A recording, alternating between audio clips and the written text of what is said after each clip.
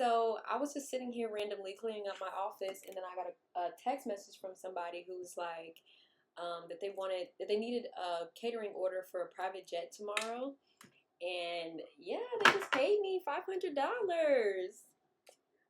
Yes,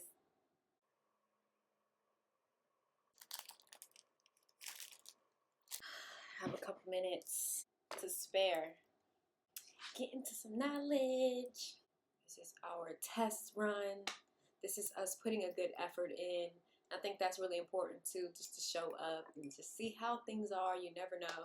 I listened to Armand earlier, and she basically was like, just talk. You know, this video doesn't ever have to see the light of day if you don't want it to. You know, the different edits that you put on it can change how the video looks. So it's better just to talk and just get it out and go from there. So that's what I'm gonna do. This juice is good. I like when a green juice tastes like a green juice. I think that's really important, to the point where I can't even remember what I put in here. Let's rewind. Cucumber. Number one, cucumber, lemon, lime, ginger. Very simple. Green juice. It's delicious. It tastes like green juice. It's not sweet. You know, it doesn't really need to be sweet. I like for when I drink my juice, I can feel the nutrients running down. I can feel it fueling me up, waking me up. Feel my digestion moving. I feel it going to those places. I feel like with water, we drink water, and that's why you're not supposed to overdrink water. That's why you're supposed to eat your salt with your water, so that way your water soaks into your cells, versus you just drinking a lot of water and then it just sit in your belly because it's not absorbing. Good juice shouldn't be too sweet, especially if you aren't using pineapple or mango, like fruits like grapes, excuse me. Stuff like that is gonna make it sweet automatically, but lemon, sour, ginger, spicy. So it's definitely good to play into those different flavor profiles when you're juicing, when you're cooking, any of those type of things. So today we're going to be talking about beginner options for food. If you're the type of person that doesn't really like to cook at home, you'd rather someone else cook the food because you know, like, the ingredients came from a reputable supplier versus your local market. You know, a lot of the times restaurants and wholesale suppliers, they have better access to fresh produce daily from a reputable local supplier versus you who may be purchasing from a place like Food Lion or Walmart or something like that, and that produce comes from all over. Restaurant types that beginners can try if they want to enter into holistic wellness, they want to begin their raw food journeys, they want to start eating more clean. And I say clean, that's my favorite word to use as far as wellness is concerned, because it's just about eating cleaner. You feel cleaner, you eat cleaner, you live cleaner, you have cleaner things put onto your body, your skin, cleaner juices and waters going in, cleaner water hitting your skin, absorbing into your skin, your shower, your filtered water, clean beauty, clean skincare products, making sure that it's not too many different chemicals. You know, I'm still doing my research myself, but those different chemicals that can cause different effects to your gut health, your mental health, different things you don't know, but it looks pretty, right? But it may not be affecting you in that way that you want. It makes it quite difficult because I'm just using my mouse on my lap. I recently just moved into a new house and I've got a new office, and I just need a bunch of different things for my office. So it takes a little bit longer, but it's okay. That juice is so good. Me personally, I love the taste of cucumber, like the skin.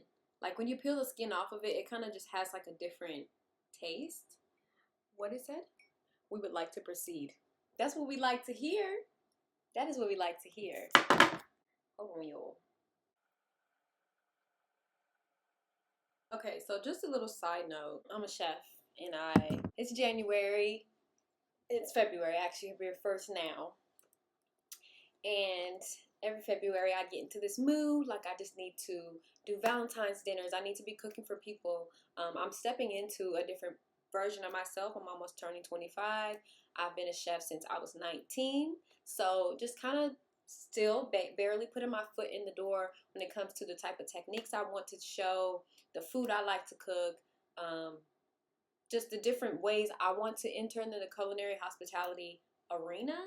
And so it's nice for me to be able to promote myself, number one, because I do have a lot of skills and a lot of work experience, and a lot of different, what can I say, images that I can show people and reviews as well. So when people find me online, I'm just always super pleased because it's like, yes, Google, you're working. Thank you so much.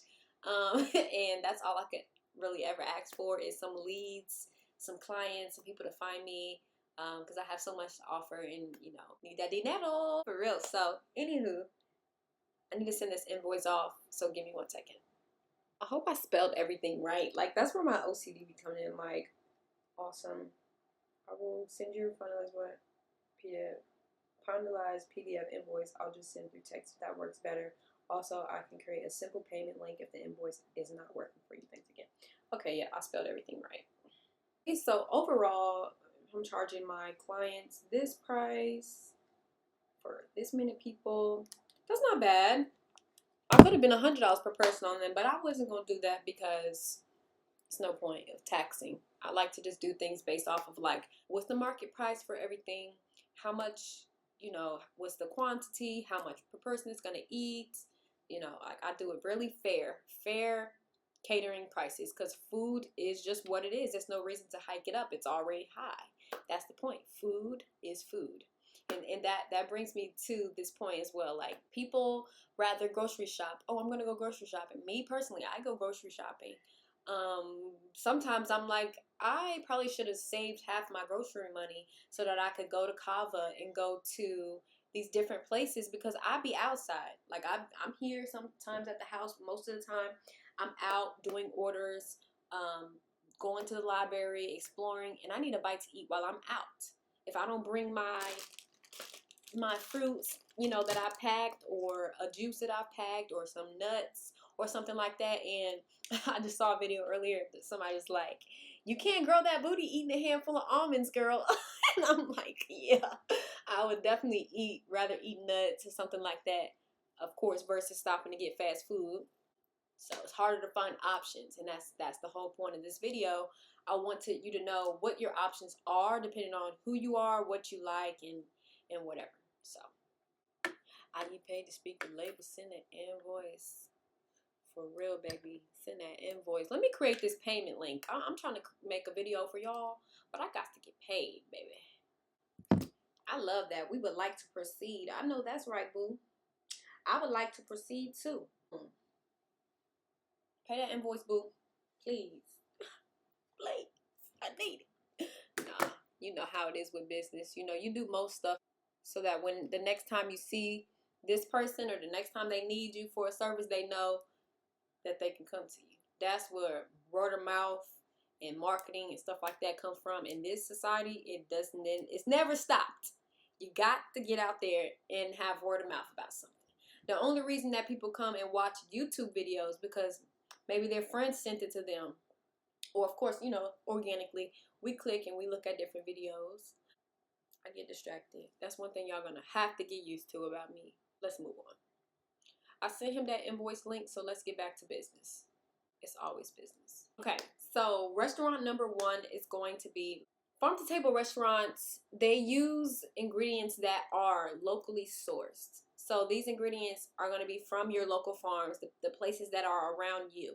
I live in North Carolina, so my farm-to-table restaurants are going to have different products than your farm-to-table restaurants. They may have a different taste. They may have a different, like, let's say when you slice heirloom tomato that come from a different region of town, some may be more soft, some are more intensely red, some are more hard, and they're fully ripe. It just depends on where you are, what your soil content is. It gets really deep when it comes to agriculture. So that's why it's important to educate yourself, because as you're becoming a vegan, a vegetarian, plant-based type of person, just because you switch over to vegetables doesn't mean you're getting the right kinds of vegetables. You could be eating vegetables that were sprayed with pesticides, that were grown up on pesticide infused soil. I'm speaking very layman's term, but that kind of soil, and then from there you can't do nothing but to ingest that. You can't rinse it off. So that is why it's important for vegans and vegetarians and plant-based people to pay attention where they get their produce from. Reputable sources is what they teach you in culinary school. And the benefits of this is minimally processed. Like, you know, it came straight from the farm, it was rinsed off, it was treated, and then it was brought to you directly from that farm. Around here we have produce called Ward's Produce. So that's like a smaller produce company that provides produce for most of the Raleigh-Durham area that's local. So you could call that farm to table because it's locally produced produce. Not shipped, you know, from across the state. You get this fresh from your city. And you can support your local agriculturists, your farmers, your people that, you know, are trying to get a dollar versus these corporate companies, which is what I suggest you do. So yeah, the next is vegan and vegetarian restaurants. They focus on plant-based meals rich in vitamins, minerals, and fiber. Same as farm to table, it's going to be rich in vitamins, minerals, and fiber.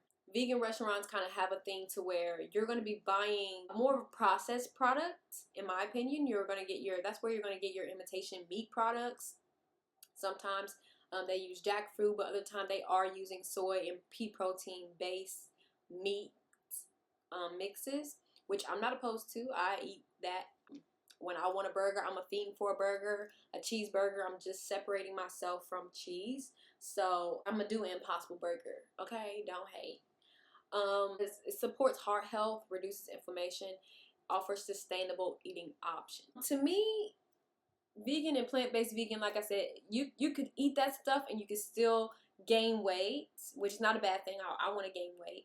But if you're not trying to pack on pounds to the stomach area, fat to the stomach area, you still have to, same as fast food, you still have to be wary of the kinds of plant-based foods that you're eating, because it's, like I said, it's soy, it's carbs, it's things like that.